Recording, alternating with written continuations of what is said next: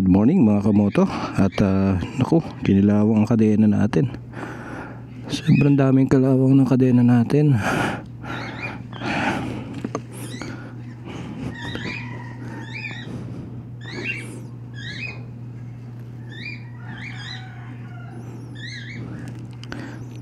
Sige, sa shop ko na lang lilinisan. At ito, nilalagyan ko siya ng strap dito, yung front brakes natin, para hindi siya mabante pagka naka-paddocks.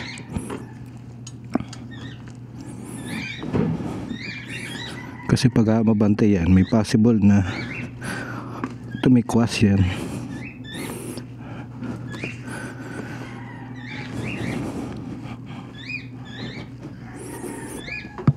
Yeah.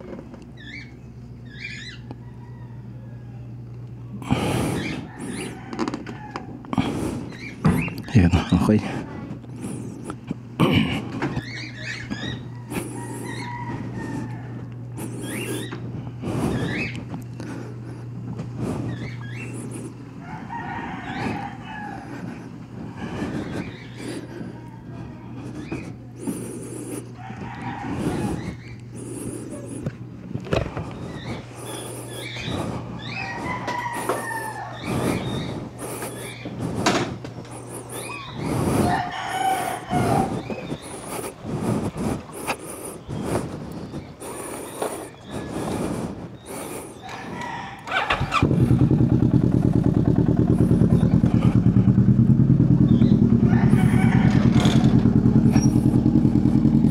At ayun,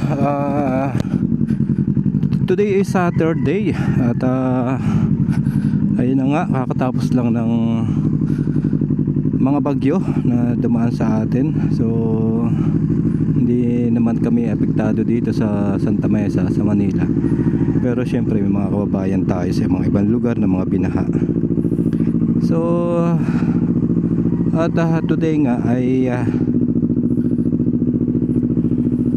birthday nung kapatid ko sa Batangas, si Ate Cristina. Ate Cristina Mendoza, happy birthday sa'yo. At ayun, after work nga ay bala kong pumunta ng Lipa City, Batangas para puntahan nga siya. At ayun, sige, pasok muna tayo dahil kahapon walang pasok. Medyo minit na kahapon, kaso maya maya ng konti ulan pa rin, so kaya sinuspende pa rin ang pasok. At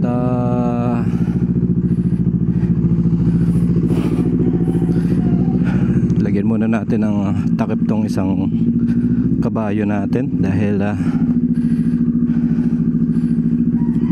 baka bukas na tayo bumalik.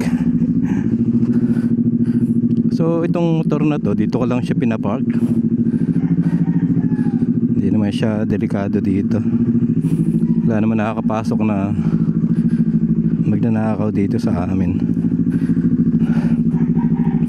Dahil yung gate namin ay sarado ng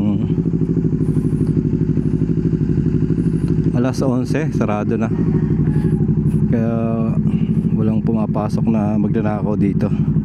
May nakakalusot minsan, kinukuha yung mga gamit. Pag may gamit ka sa labas, yun mga sinisikwat nila. At sige, tara, larga na tayo, late na tayo. Pasok muna tayo sa work natin. At mamayang hapon sibat tayo ng Batangas.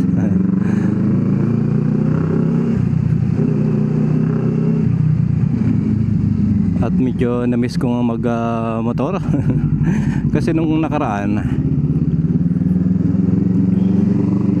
ulan ng ulan, so kotse yung ginagamit natin papasok.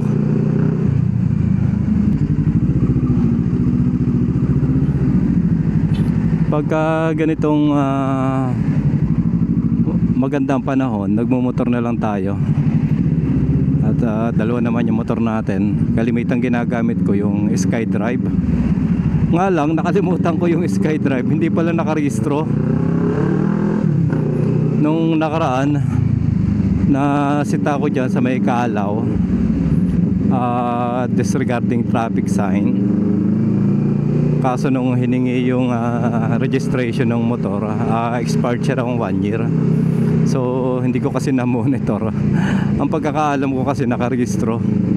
Kasi ilan yung nire-registro ko, 2 kotse, itong big bike. Siguro nakaligtaan ko talaga yung scooter. Mabait naman yung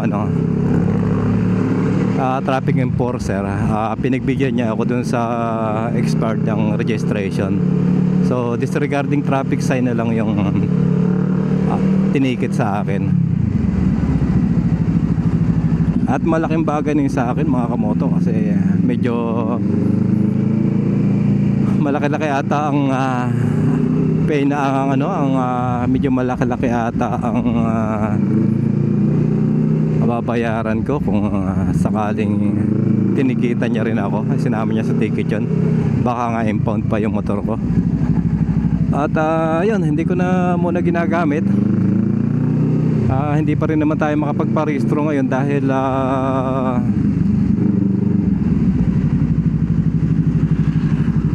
maulan pa, at isa pa ang registration nun, ang due niya is September. So July pa lang ngayon. So siguro isasakto ko na lang ng September para hindi sayang. Alam ko may 2 months na allowance naman niya, pwede mo nang advance ng 2 months. Pero siguro sa sa September na. At yun naman ay pang service ko din lang naman ang estudyante, panghatid ko sa estudyante pagka nagpakita na naman sa akin tong Evo 6 na to, itong kulay dilaw na to. Ito yung Lancer na Evolution 6. Ang hindi ko lang alam kung hindi siya Evolution 6 mga kamoto, dahil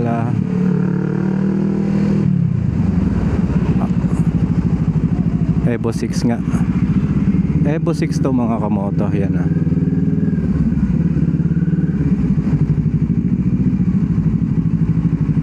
may mga daya kasi minsan na customize na lang, hindi siya original. Matitingnan na lang natin pagka 5 stud. Pagka 5 stud siya, possible original siya. So 5 stud siya, pwede siyang Evo 6 talaga. Ano kasi yan Evo 4, Evo 3, Evo 4, Evo 4 iba pang designan Ang Evo 5, ang pinagkaiba lang ata niya dun sa Evo 5 at saka Evo 6 yung spoiler.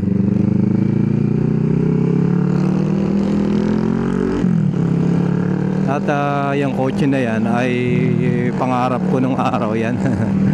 Meron ako dating Lancer na ganyan din, na binilhan ko ng mga accessories ng Evo 4. Evo 4 naman yung gusto ko nun, mga spoiler, side skirt, mga ganun. Kaso binenta rin natin dahil nag-abroad tayo. At ayun, dito na tayo sa may Santol.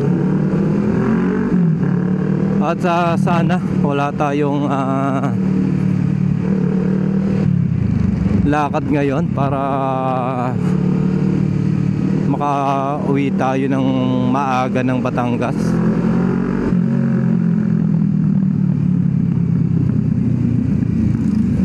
Dahil kung wala naman akong masyadong ginagawa ngayon, siguro mga after lunch pwede na akong sumibat. Pwede ko sanang isama yung mag-i-in ako, pero may traffic dun sa may Santo Tomas. Bago mag-exit ng Santo Tomas, may traffic doon. Galing kasi kami ng Batangas nung Thursday. Kaya alam kong may ginagawang kalsada doon at nagtra-traffic siya doon.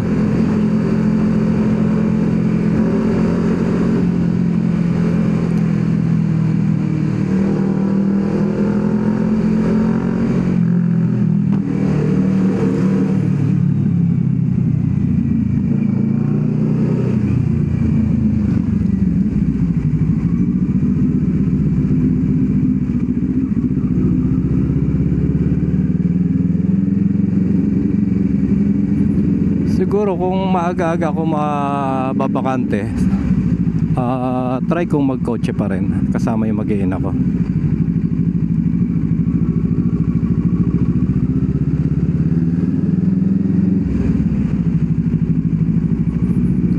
At ito nga, dahil ang trabaho natin ay sa car wash, siguradong dadami ang customer ngayon dahil tumila na yung mga nabaha, mga nalubog ng baha, yung mga detailing. Sigurado madaming detailing dito dahil madaming mga nalubog ng baha, yung mga nabasa ang carpet, mga ganon. Ayan, puno na agad sila agang-aga pa.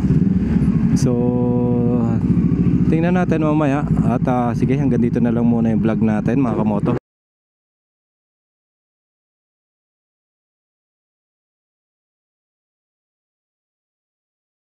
At sige mga kamoto, maraming salamat ulit. At balikan ko kayo mamaya. Goodbye.